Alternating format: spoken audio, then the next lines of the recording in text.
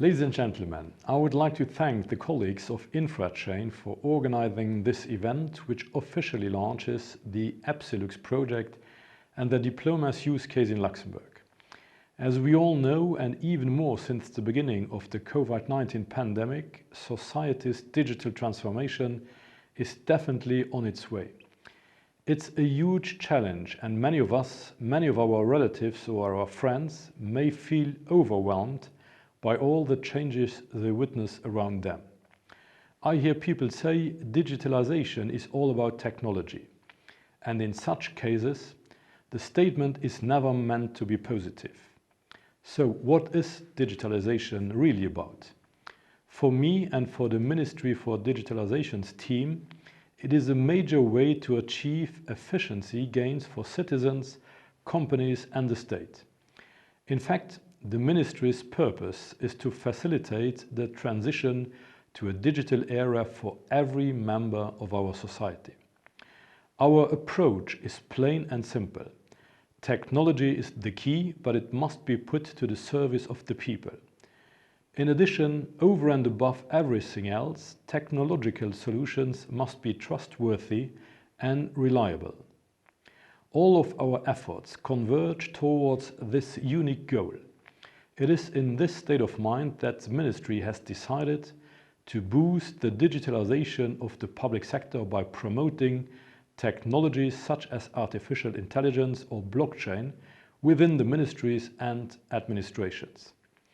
In a digital era, the public sector has no other choice than to adapt to the digital challenges of the time and to offer services to the public that are up to the task. The digitalization of official documents, for instance certificates and attestations, is evidently a challenge for the public sector.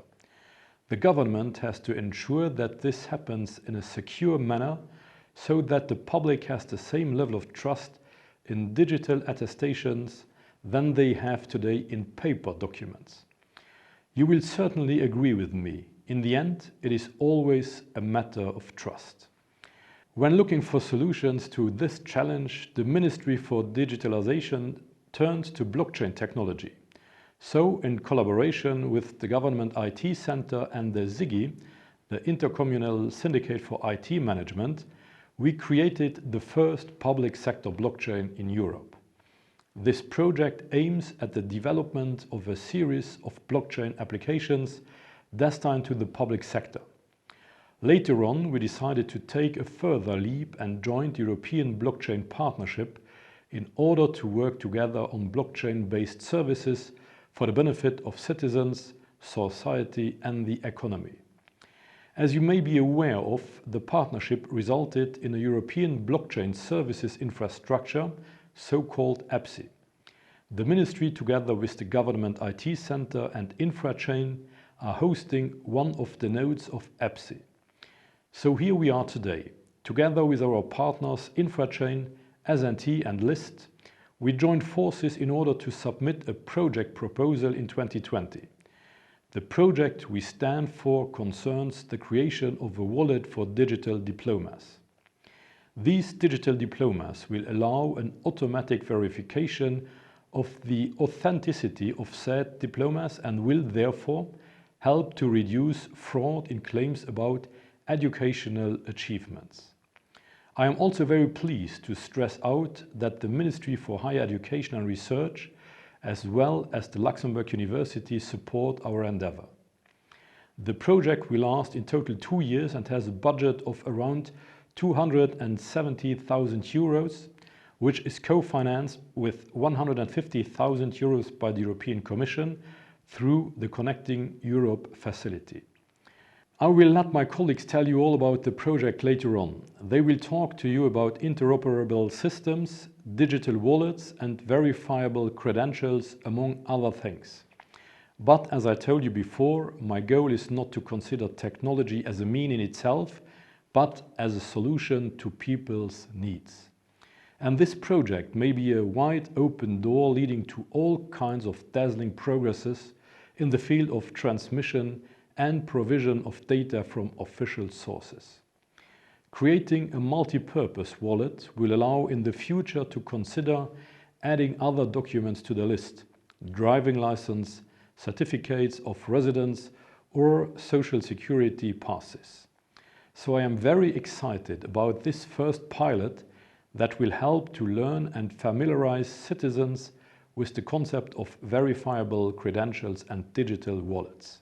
This is a first important step to create the infrastructure for exchanging data from trusted sources between the public and the private sector.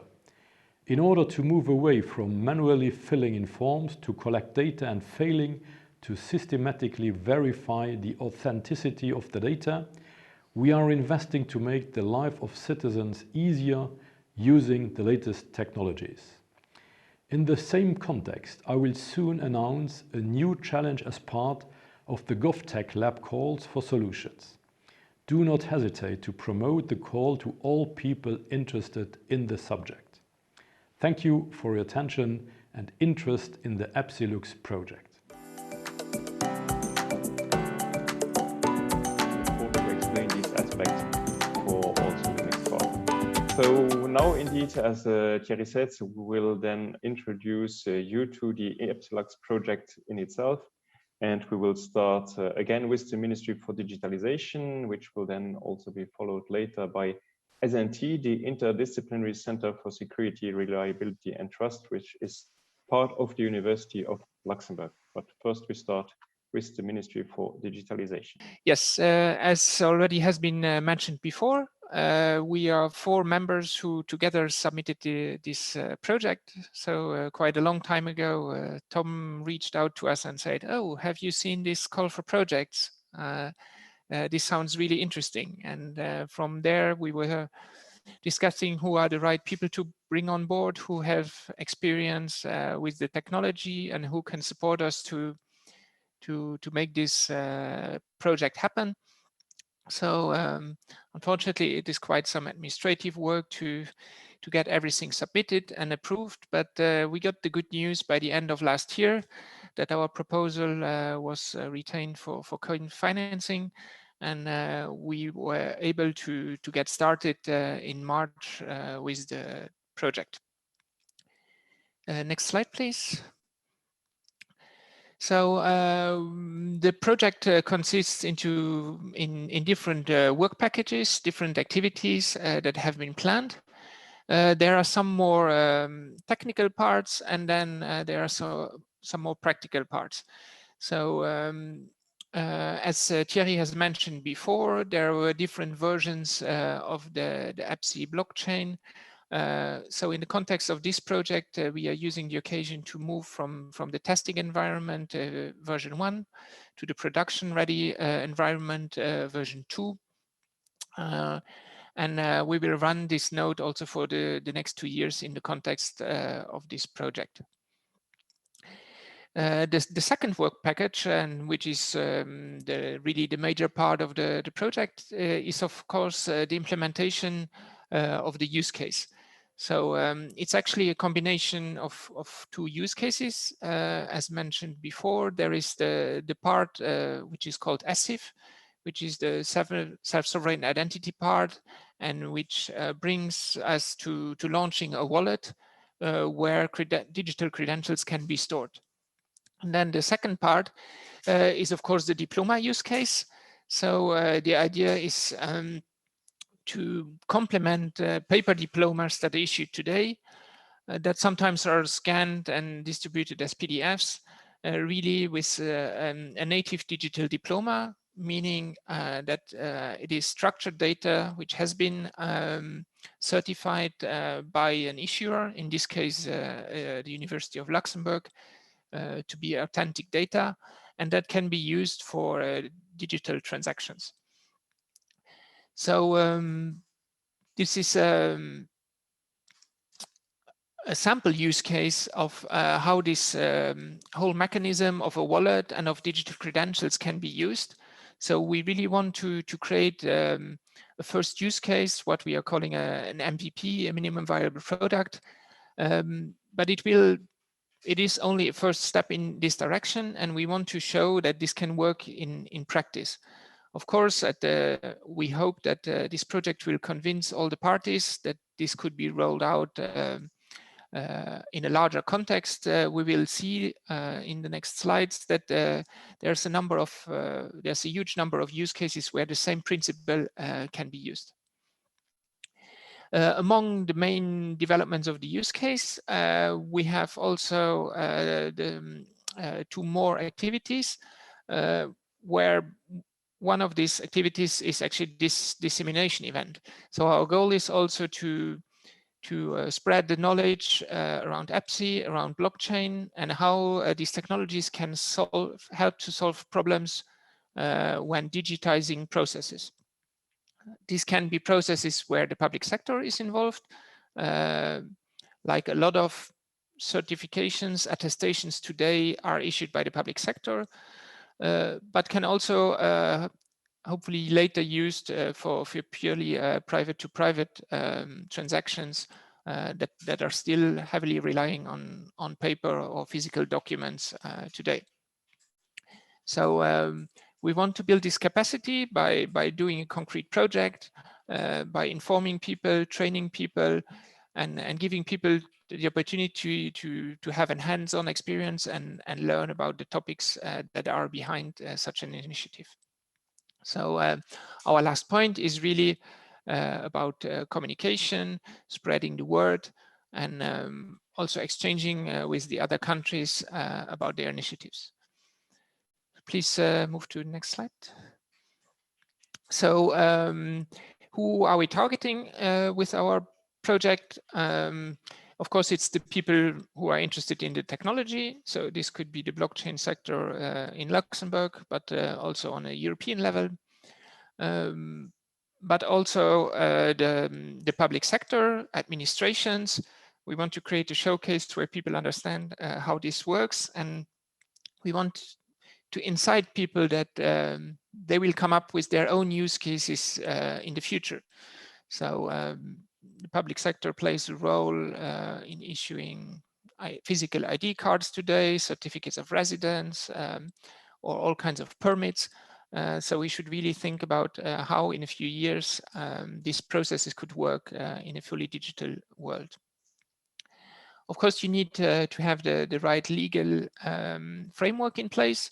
So having a concrete project will also help policymakers to prepare all kinds of changes to the regulation that is necessary to enable fully digital processes. Of course, we are also informing the general public about our projects so that they know what is coming and where they can start benefiting from this solution. As we see with our two scientific partners in the project, of course, the scientific community should always be part of the project. This part of these technologies that are underlying are quite recent technologies that are still in development. Also, when you are thinking about large-scale production rollouts of these technologies, there are still a number of questions that need to be solved. So this close cooperation will help us to drive the development forward. Then at a later stage, of course, we want to include the private sector. This can be for digital diplomas. If people are hiring people that have a digital diploma, the onboarding process or the hiring process for new employees can be a lot more straightforward. The companies can benefit from verifying the data that they receive and reduce the risk of fraud. Of course, it's also a good occasion to exchange on a European level, to collaborate and to develop a closer relationship with other European countries working on the same use cases. And next slide, please. Yes, so we also want to present a few slides on digital wallets and verifiable credentials. You have heard that the minister was using these words in his opening speech. I think for a lot of people, it's still quite abstract what it means, but we want to present some of the benefits of this concept that have been developed over the last years. I think this concept of a wallet also got a lot of attention recently when there was a new proposition for revising the EIDAS regulation on a European level. So moving to the next version of a European digital identity that could be based on a wallet. So why do we need actually a new solution? What are the problems with the solutions today? So the world we are living in today, we have a physical ID card, we have a physical passport, we have a number of paper documents. What we have done is that we try to take pictures of these documents, we try to scan them, have PDFs sent around. We also see interesting initiatives like GovCheck in Luxembourg, where a QR code helps to authenticate the authenticity of these documents. But as we will see, there are still a number of things that we can do much better. So today we have problems of fraud. Scanned documents can easily be falsified. We also see that it's very hard to link any of these documents that we have today to the real person. So if somebody sends you a certain certificate, how do you know that this person is really the owner of this certificate and the legitimate person who is allowed to use this certificate? Of course, it's easy to lose your physical documents today. They can be stolen, they can be damaged. Some of these documents are quite expensive to produce. If you want to secure IDs and passports, there's quite some infrastructure needed to produce them. But then at the end, they are still very difficult to use online. So if you transact non-face-to-face at a distance, potentially with another country, the verification of these documents is today very complicated. Another problem that we see also, I think a typical example that is often used, I will come back to it later also, is that you disclose often more information that you want. If somebody is asking you if you are over 18, does this counterparty really need to know your full birthday with all the details, which day and which months you are born? Do they also need all kind of other information that potentially are on your ID card? So when we are reinventing these processes digitally, we can really think about what information needs to be shared and can we potentially reduce the information that is shared. Next slide, please. So what we don't want to do is just digitize the papers and the physical documents that we have today. I mean, this we have done over the last 10 or 20 years, but this still poses some problems, both in terms of quality, but also in terms of how you can verify the authenticity of these documents. So what we want to do instead is really reinvent a digital solution that can better serve the people when they do digital transactions. And we really want to avoid digitizing any of the problems that exist today in the physical world. So if today you show your ID card to a person and they just have a glance at it, and then they cannot store it or keep a picture of it, you might not have a big data problem. But instead, if now you are digitizing this process, and for example, you would share your ID card via your smartphone, potentially this other party could collect a whole database of people who have shown their ID card, when they came in, when they went, when they used a certain service, and this data, they are often called honeypots, become very interesting for hackers to steal. So when inventing these digital solutions, we want to make the data verifiable and also really only share what is needed by the certain context.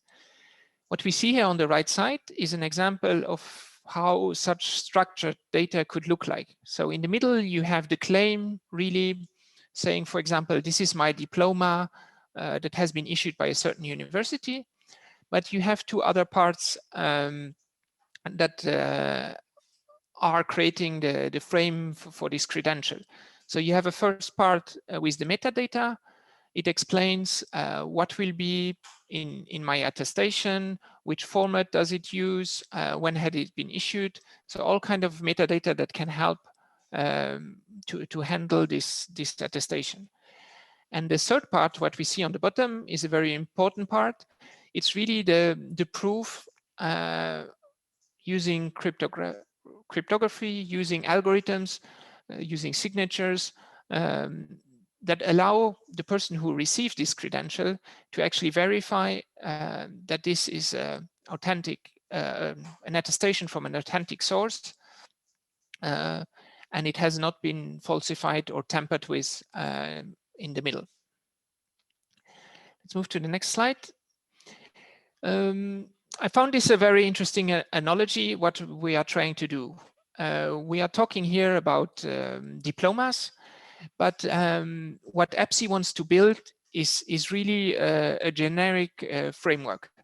So for a long time, when goods were shipped on ships, they were wrapped and packaged individually, not according to any standards, and led to a lot of problems for transportation, for moving, and in general in logistics. What really changed the way goods were shipped were when standardized containers were introduced. Suddenly it became much easier to store, to move, to plan how to move goods. So here, the idea with digital and verifiable credential is to build a bit the same thing. The idea is to build a generic container that can contain any kind of information that needs to be certified. So it could be a digital diploma, the example that we are building here, but it can be all kind of other things. It can be tomorrow a driving license, it can be a certificate of residence, it can be your ID card, but it can also be very different credentials. It can be a proof that you are a member of your local sports club. It can be your fidelity card for your preferred shopping chain where you get advantages. It can also be just a certification that you attended a certain training. So it can be attestations that need to be certified by the public sector, by government, but it can also be all kind of other entities that issue credentials. The goal is that they are based on open standards, that they are interoperable, can be exchanged, and will also fit into all kind of generic wallets. We want to avoid that we have solutions that work very well as an island solution, where the users are locked in a solution from a certain vendor. So we are rather trying to support the idea of having open standards and then let the actors choose the solution that is most convenient for them. Can move to the next slide. So what I said already, it's a generic solution that can contain different credentials. Here we see some examples, and there's two important uses of this. The one is to authenticate the person, so who am I talking to, and the exchange of structured data, as in this case the diploma or the attestation that you actually finished your studies successfully. Next slide, please. So all these ideas, how to invent a better digital solution, did not start with EBSI. So over the last 10 or 15 years, a lot of people have already thought about how does an identity work in the digital space? What does it mean? What is a digital identity? I think people see it often as a collection of attributes, how I can prove something in the digital world. And what we see also being taken up by the EBSI project under the ESIF use case, so the European Self-Sovereign Identity Framework, are a number of principles that people want to use as a basis for designing their solution. So we have learned that some of the things got a bit out of hand, how data is used in the digital world, who has control over this data, who is centralizing this data and sitting on huge amounts of data. So to create a better balance and to put really the user back into the center, some of these principles were established to counteract to the current trends that we see in a digital world. I will not go through all the points. I think some of the points we have already mentioned. The solutions should be interoperable. As less data as is needed should be shared. This data should be protected at any point. One important point is that the user should be in control of this data. Do I want to share this data with a third party? He should always give his consent. He should be fully aware of what he's sharing. And he should be the one who has access to the data. We have to think of how long these attestations or these credentials need to be used. So persistence can be a very important topic. If I get my ID card in a digital way today, I still need to be able to use it in 10 years. You can move to next slide. Yes, so some of these advantages that come from a solution that is based on these 10 SSI principles are that the user gets back part of the or most of the control over his data. Today, some of the social networks have collected a lot of data on users. Other private platforms are owning a lot of your proofs or information about your digital identity that, for example, you would use when you want to apply for a job. So giving this really back to the citizen and let him decide when he wants to share it is a principle that we actually know quite well from the physical world. You can see this digital wallet a bit as the equivalent of your physical wallet, where you have received from the institution that has issued this document. It is in your pocket. If you want to take it out and show it to somebody, it's a conscious decision from your part. What will be more scalable and more adapted to the digital world in a digital wallet is that a lot of these checks, for example, for fraud or for analyzing the data that is in the attestation, this can be made automatic. So today we see processes where people upload a scan of your ID card, then you have to activate your camera and they try to match your picture with the picture on the ID card. It's all solutions that try to work around the limitations of these physical processes that has been digitized. But by redesigning them and allowing for automatic verification for authentic sources, a lot of these problems can be solved, and actually checks can be done on an automatic basis rather than just doing spot checks like quite often it happens today with diplomas. There are other advantages that we are not using here in this use case, but having a digital wallet with your digital ID can also help to eliminate passwords, because now you have other ways of authenticating against services. You can also better identify a person at a distance. For example, today, it's very hard when you call an administration to prove who you are and discuss confidential points about your procedure that you're doing, because the person on the other side of the phone is never sure who is calling. Let's move to the next slide. So some of these words we have already used during our presentation. Typically, we see three parties involved in wallet transaction. On the left side, we see the person or the institution who is issuing credentials. This can be, as in this case, university. It could be a public administration, but it can also be a private person, a company, and tomorrow it will also be IoT devices issuing trusted data, for example. Then in the middle, we have the user, who is owning and controlling the wallet. So this is a place where all these attestations are stored, where they are received from the issuer. And from this wallet, the user can present these attestations to a verifier.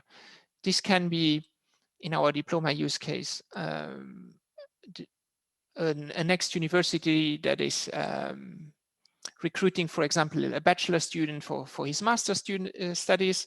It can be an employer who wants to hire somebody, or it could be even the CGPO from the government who wants to employ people for working in the public sector. So we have here these three parties, the issuer, the user, and the verifier, but this a same person, the same institution can play the different roles depending on the use case. Now here comes in the blockchain as an anchor of trust, like we call it. So the blockchain is basically a distributed ledger where information is stored. So we can use this distributed blockchain or the distributed ledger as a place to verify that this attestation is really authentic. This creates a big advantage compared to a lot of solutions that we have today, where the verifier actually has to contact the issuer for asking, is this document authentic? So if every employer, if I apply for 10 jobs in a week, these 10 companies would need to call the university to check the authenticity of the document.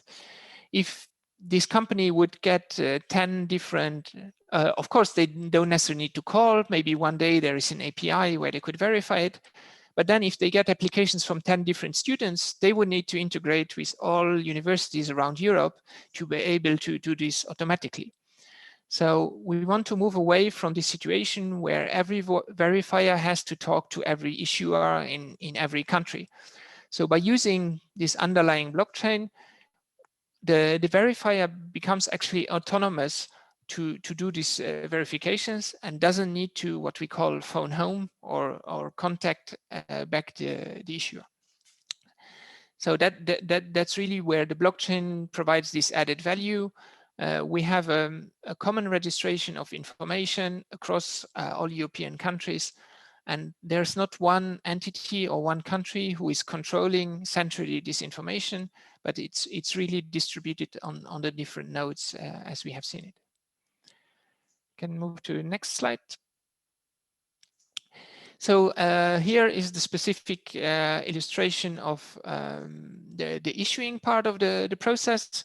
In this case, it's the citizen who wants to get issued some attestation. He's talking to the issuer, which could be the government, or which in our case would be the university, and says, yes, I want to get this attestation digitally published into my, or pushed into my wallet. So there is a request part. Then this entity issuing verifies that this is really the person who I want to issue to, and then creates this cryptographic proof around the attestation and transmits the complete attestation with the three parts, as we saw before, to the citizen, and who can then store this information in his wallet. Can move to next slide. Here is once more this principle that I mentioned already briefly before, and I think we should play a more and more important role when we design this solution. So we want to minimize the data that we are sharing. If, for example, I rent an apartment, do I really need to share a copy of my employment contract with all the details that are in there? Or potentially, could I just prove that I have a job, I'm earning above a certain amount of salary, so that the person who is renting out the place to me is confident that I have the means to afford this place. So to address this concept, there's something called selective disclosure. So it really gives, before sharing his attestation, the user, in this case, the citizen, the opportunity to select which kind of data he wants to share and only share what is really needed. I think the second example of proving that you're over 18 is a good example, that it's actually enough to share a flag, yes, I am over 18, or no.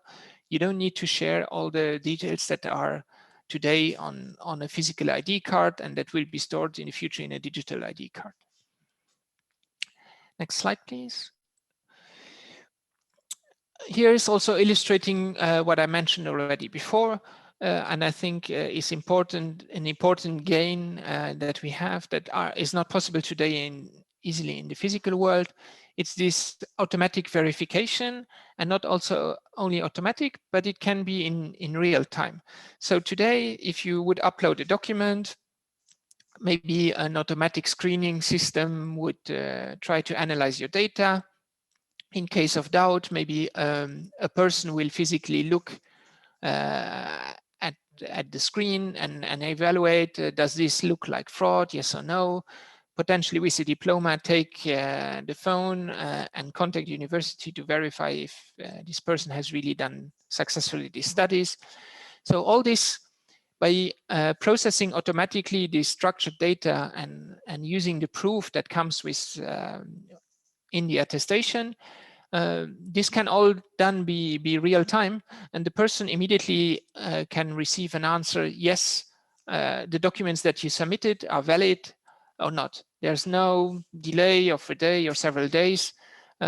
Creating an asynchronous process today, this can become a much better experience for the citizen. So first of all, he doesn't need to enter the data manually. Oh, I have been at this university, I have studied this and this degree. All this is already nicely structured in the attestation and can be processed by the verifier. Okay, next slide, please. So I think, I hope you got now a really good idea of the general context. What are the things that we want to improve? I will now hand over the word to the S&T, who will present you more of the details, what we are doing in the diploma use case. Alex? Yes, thank you very much, Eric, for handing over. My name is Alex Rieger, and I'm a postdoc with the Phoenix Research Group at S&T. And in this last part of this presentation, I will try to make it all more palpable with what Eric and the other project partners have presented. Today with me from Phoenix is also Igor Emolaev, who will later help me with the demonstrator. So we figured it could be helpful for you to understand what we're doing, to also see how this would later look like for the diploma use case for a student. I also have with me today Professor Gilbert Fritkin, who's the head of our research group, who will provide an outlook in the end of our presentation part to give you a feeling for what digital identities and digital wallets could mean for Luxembourg and the public sector, but also beyond. And before I start with explaining what the diploma use case is and the challenges and problems, I think it will be helpful to give you a video that the European Commission has produced, which is, I think, a good starting point to get a feeling for the diploma use case.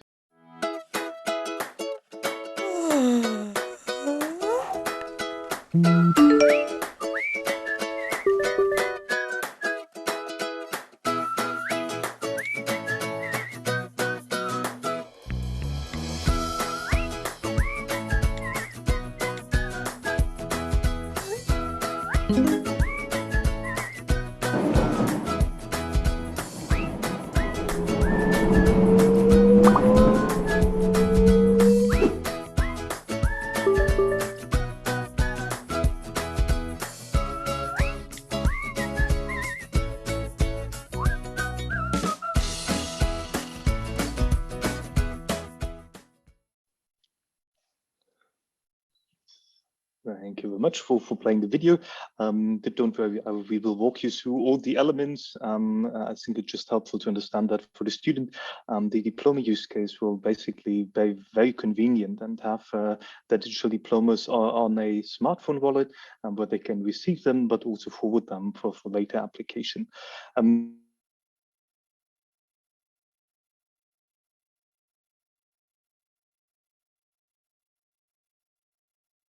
EBSI diploma use case.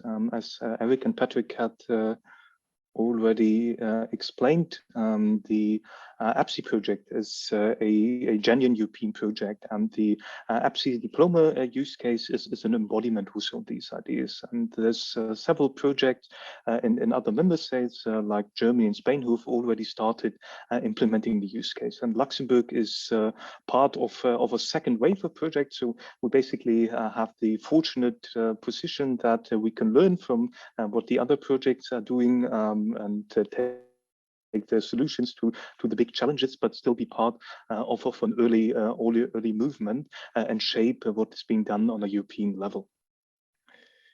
Next slide, please. Good. So what are the challenges that the digital diploma use case wants to address? Eric has already mentioned a few of these. For general paper-based documents, I would like to specify these a little for digital diplomas.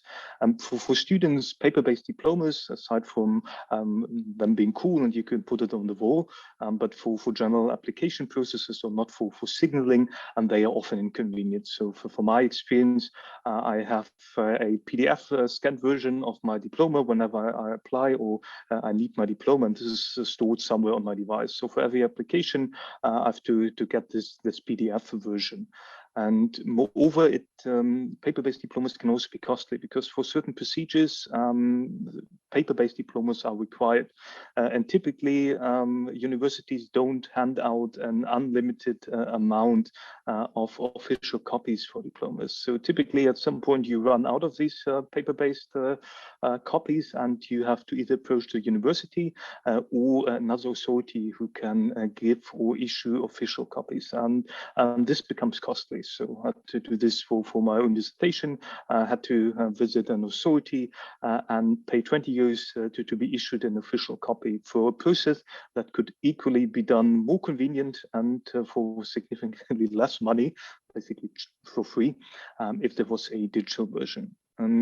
Paper-based diplomas are also challenging for issuing institutions. So the process of printing diplomas, collecting all the required physical signatures is very lengthy, very complex. So the university typically starts at some point in early October so that the diplomas can be issued in November. And this already gives an indication that there's many small process steps behind that could be simplified if diplomas were issued digitally, or at least have a digital equivalent to the paper-based diploma, which we believe will still be essential at a graduation ceremony for signaling purposes.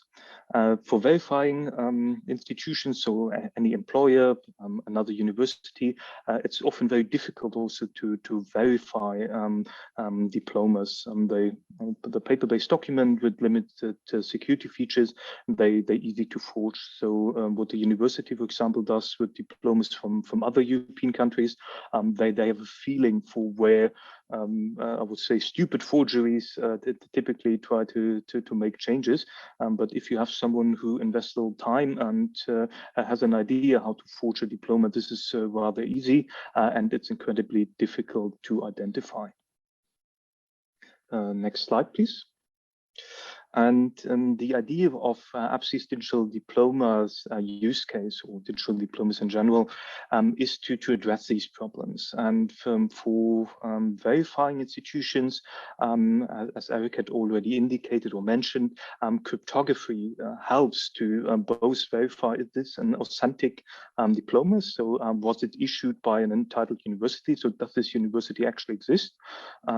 Is this university registered? the diploma that I'm being presented, actually the diploma that the university issued at that time. So basically, did the student change the final grade?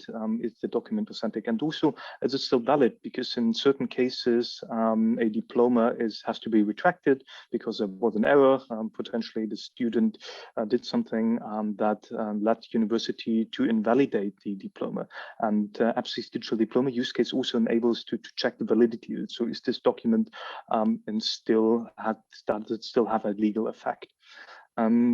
Moreover, digital diplomas are significantly more easy, so once it's all implemented, to issue than paper-based documents, because they just require a hit of a button, then everything is digitally signed and can be issued conveniently to a smartphone wallet of a student. And the student can then, as we've seen in the video, and as we will see in more detail later in the demonstrator, can then easily use the digital diplomas whenever they apply or wherever they need to prove a certain educational credential. Next slide, please. So don't worry, I won't go too much into technical details. This slide is just meant to give you a feeling for what the big technical building blocks of the diploma use case are, and which we're working on as part of this project. The first part is verifiable credentials. So as Eric has already explained, we have to take this container logic and create a University of Luxembourg container for diploma information. And the second part is a digital wallet that the student can use to receive, manage, and then also provide digital diplomas. And the third part is to create an application that allows the university to issue verifiable diploma credentials and verifies in Luxembourg to check these diplomas for authenticity and correctness and validity. What we're focusing on in the project is especially the credentials part and the issuing and verification application. As for the general purpose wallets, as Eric has also already mentioned, we're looking into wallets that are being provided by startups and the market. There's, I would say, one very good candidate, but there's also an increasing number of other candidates. And we look into these wallets. We're speaking with the startups that are doing these wallets, and then make at the point of a decision which wallet we want to use for our MVP. But the long-term perspective is, of course, that students can choose from a range of different wallets that can easily be downloaded from an app store. But coming back to what we do in EBSILUX, so we're strongly focusing on defining this UniLu container and on designing and implementing a solution for issuing and verifying digital diplomas. Next slide, please. So a short overview of what we have accomplished so far. We started the project, or the implementation part, in March 21 this year, so not that far in the past.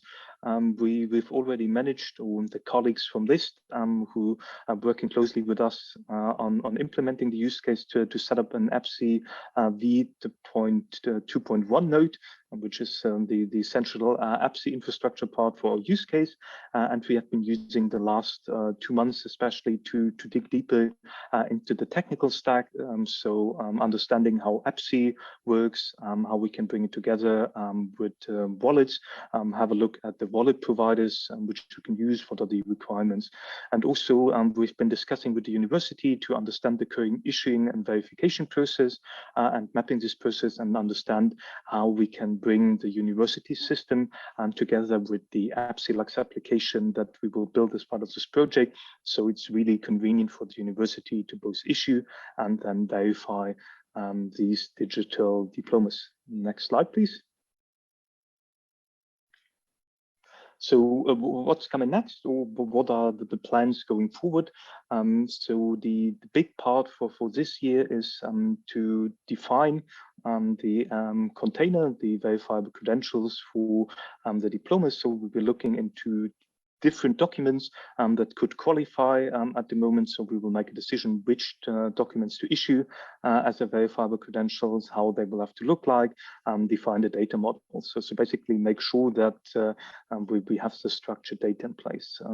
We will also start developing or working on the EBSILUX application, aiming to have it ready at mid next year. So we can then have a trial phase with selected students at the university. So taking this MVP idea to the fullest, have something that is working, that can be piloted, and that could be later scaled, and where we can also share best practices for other projects that use digital identities and verifiable credentials to digitize official documents, and that can then be made available to citizens in the digital wallets. Good. So much for the presentation part. We would now like to do a small, or present to you a small demonstrator that we think will help you get the feeling for how this digital wallet idea and having a digital diploma on your smartphone could look like, and especially feel like from the student's perspective. And for this, I would ask that Magali, you could hand over the screen control to Igor, who has prepared the demonstrator on his computer.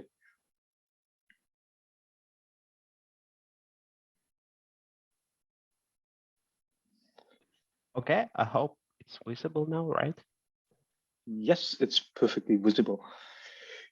Good. So what a student would later get, so once he's diplomable, he's completed all his courses, he would be notified in an email, or potentially the guichet étudiant, so the central interface that the student is using to communicate with the university system, to receive a QR code that the student could then scan from their digital wallet app. And Igor, could you simulate this for us? Just a second. So this is basically the QR code to be scanned. Good.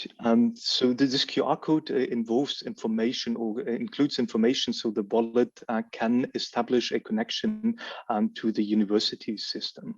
And the university system would then have a look at its database and issue a diploma credential to the student. And Igor has just clicked the button and simulated what the university system would do, either automatically or that a caseworker at the university would do. And there we have it, the UniLu Digital Diploma. Of course, since this is just a demonstrator, the full diploma will be way bigger. It will look more fancy, but this is basically what a verifiable credential will feel like in a digital wallet. It will have many different attributes, and these attributes provide structured information that a student can then share in a later process. And this we will also do with the demonstrator, do a application procedure, or presenting of this diploma as part of an application procedure. For example, when the student applies to a master's degree, or if he applies to a job after completing his university studies. So he would establish a contact to his employer, and the employer would then request that the student provide either the full diploma or certain attributes of this verifiable credentials. And this is what we see on the smartphone emulator on the right.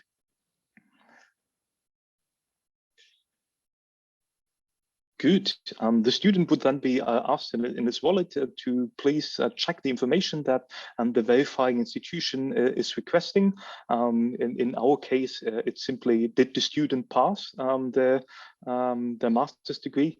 And in this case, the student passed, and then he can now present this proof request, or in this case, this pass.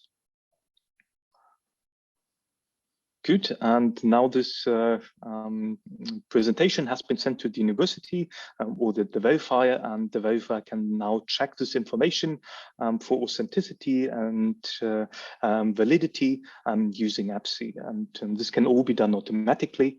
And from that point on, the verifying party can then decide, do we want to hire or admit the student to a further program. Good. So much for the demonstrator. Of course, the final solution will have more functionalities, but at least I always find it very helpful to also see, okay, how would that later look like for student? And this demonstrator, I think, gives a good idea. Good. I would then like to hand over to Professor Fütgen for a few words of outlook to understand for what we can do with these digital wallets in the future. Stage is yours, Gilbert.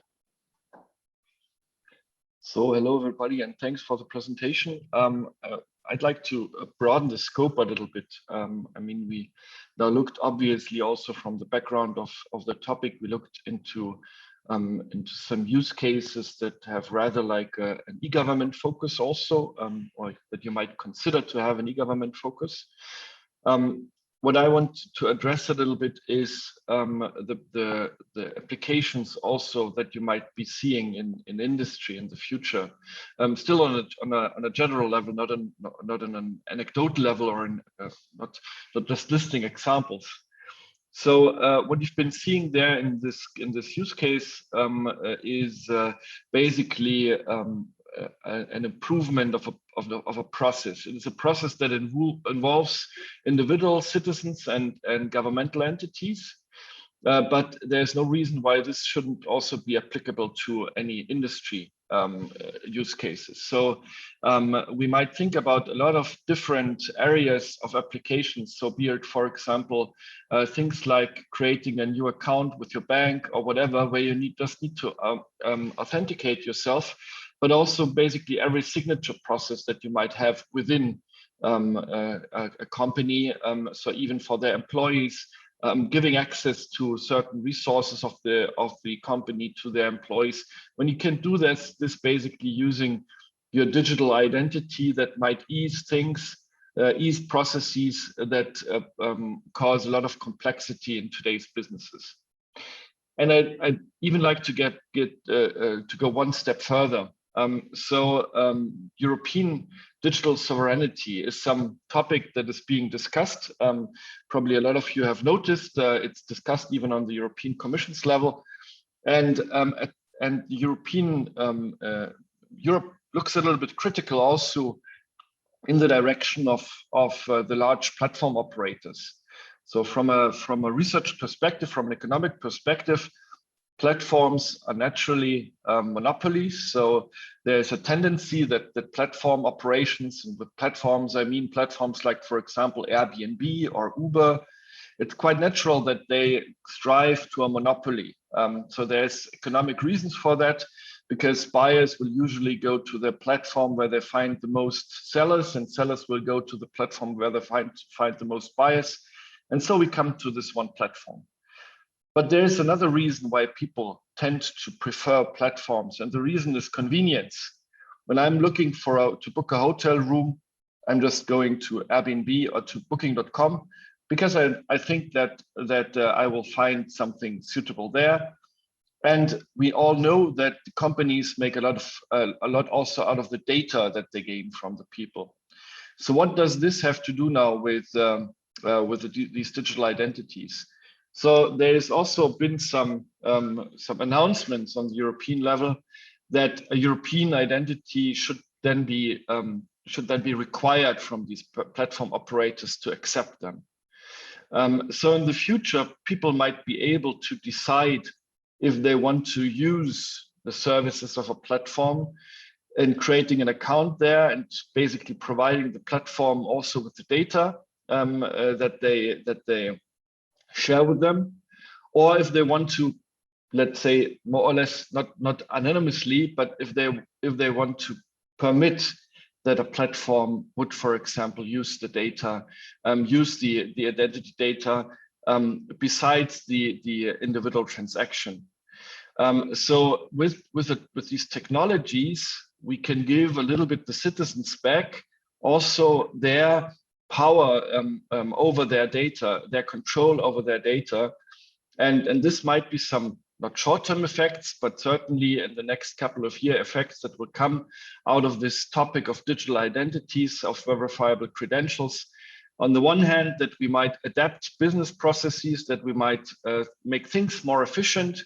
On the other hand, that this might also change the dynamics in the field. And if I was a platform operator at the moment, it would not worry me, but it would be topics to look into and to consider and to think about. So how can I change my services? How can I change my operation to be prepared for these developments? So this is a little bit a broader scope now, and I think I'm not now the last point on the agenda. So thanks a lot for listening, and I'm handing back again to answer some questions. Thank you very much, Professor Gilbert, Professor Gilbert Fitchen, sorry, and thank you all to all the other speakers. So now, indeed, so that's the end of the presentations, but it's not yet the end of the meeting. So now it's a Q&A time. So we have already one question in the chat. Actually, just one new as I speak. So let's start with the first one, which is from Wim Stalmans. I understood that EBSILUX will not provide an ASIF wallet. How does this relate to the need of a wallet for the implementation of the Diploma use case? So who wants to take it? I can take that one, Tom, if you want. So what we said, there's a subtle difference. What we said is that EBSI will not provide an ASIF wallet. So I think it was a conscious decision that on the European level, the Commission doesn't want to impose one single wallet that needs to be used, but rather wants to define the standards that any wallet that wants to connect to EBSI should follow.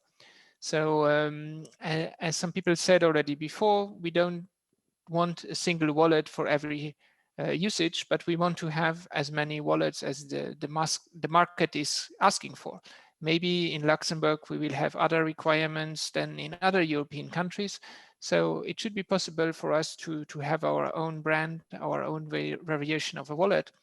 But maybe Luxembourg is also too small in the long term to have a powerful wallet. And we will just be able to use wallets that have been developed elsewhere. So, of course, if we want to issue diplomas, as you saw in the demonstration that we have just seen, we will need a wallet.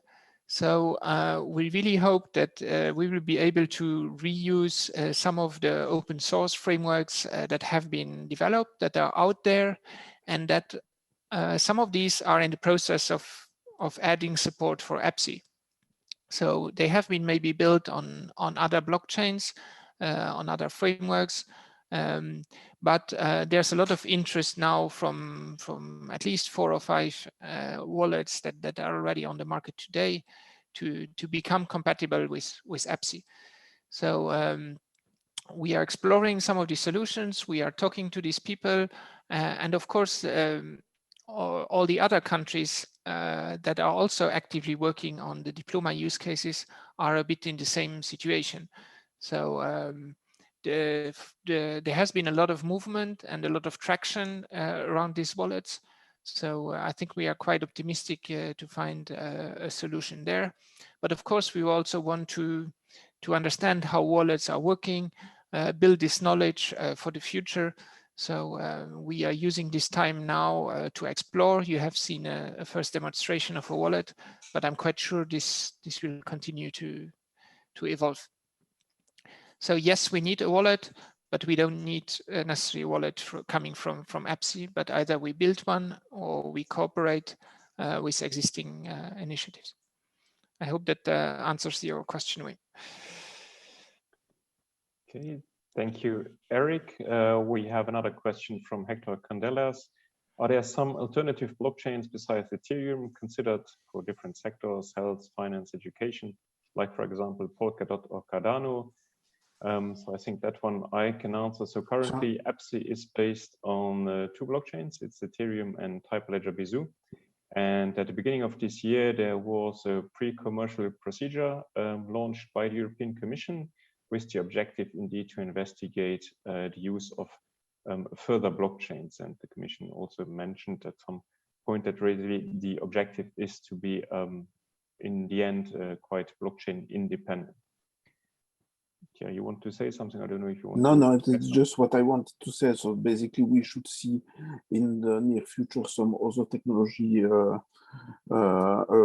arising also on EBSI, but I do not have the list yet. I don't know. So the goal of the pre-procurement call was to propose a technology and a use case in order to be added to EBSI, and apparently the European Commission should select 7 project will start soon before the end of this year to be set up on EBSI, but we do not know, at least on my side, I do not know which technology has been selected for the moment. Just a small precision, when we say EBSI runs on Ethereum, what we mean is that EBSI created a copy of used Ethereum software to run its own instance of an Ethereum blockchain, but not the public Ethereum blockchain. It's a private Ethereum blockchain, and it's using the Besu client, in fact, to run. Okay, thank you for this. Any other questions? Also, if you feel less comfortable with English, would like to prefer to ask in French or German, I think we can handle that as well, even if we will answer in English. Okay, there's another question from Wim. How will the verifier access a trusted verification application? Who wants to go on this? I can start. I mean, the trust stems from the blockchain, not from some application. So the verification of verifiable credentials can check directly on the EBSI blockchain.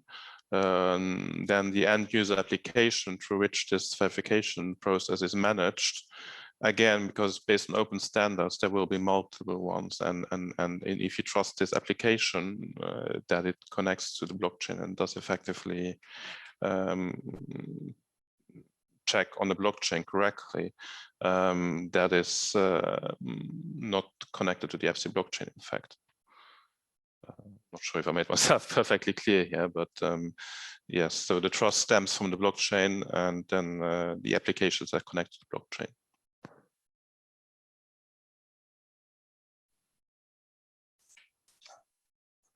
Thank you. Maybe just one or the other word specifically for the diploma use case. So what is currently also in planning is to have trusted issuer registries.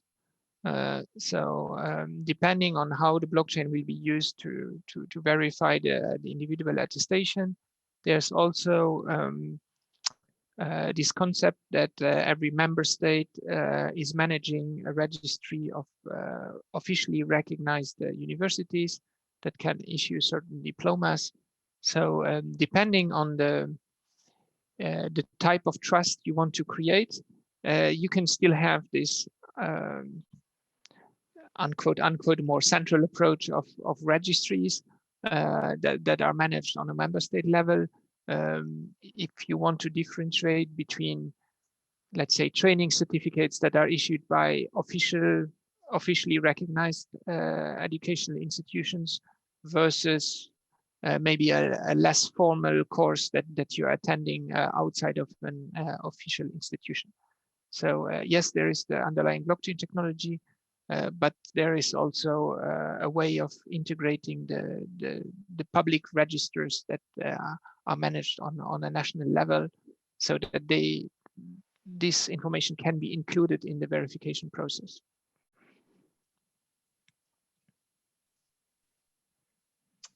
Okay, thank you. Are there any other questions in the audience? questions or comments? Okay, well, it's very active. Thank you for that.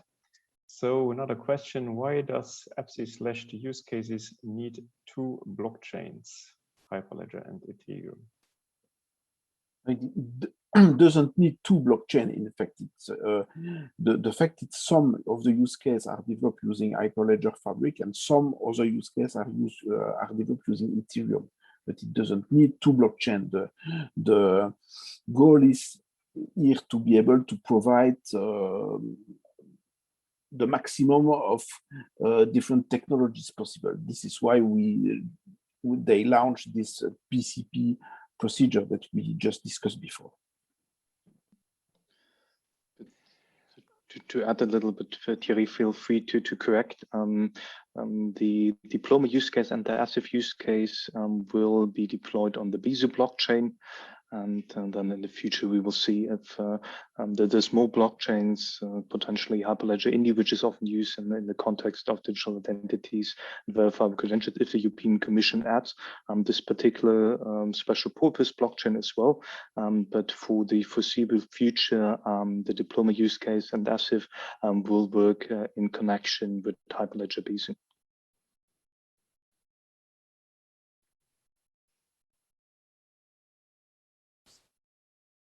Okay. Anybody else? Any of the speakers who would like to add an information which we may not have presented? This is your last chance to speak up. Okay. I think we've answered all the questions. We've covered the whole topics. So before we close, if you would like to stay up to date what happens with EBSILUX, so I invite you all first to visit the website, EBSILUX.lu, and we have also created a profile on LinkedIn and Twitter, so also feel free to follow our activity there. It's there where we get probably the earliest the new information. I would also say if there is an interest from anybody in the audience, from any authority or institutions for any related project, I think I can say that I say that under control of Patrick, for instance, and Eric. I think the Ministry for Digitalization is there also to listen to your projects and support you, I guess, in the development of it.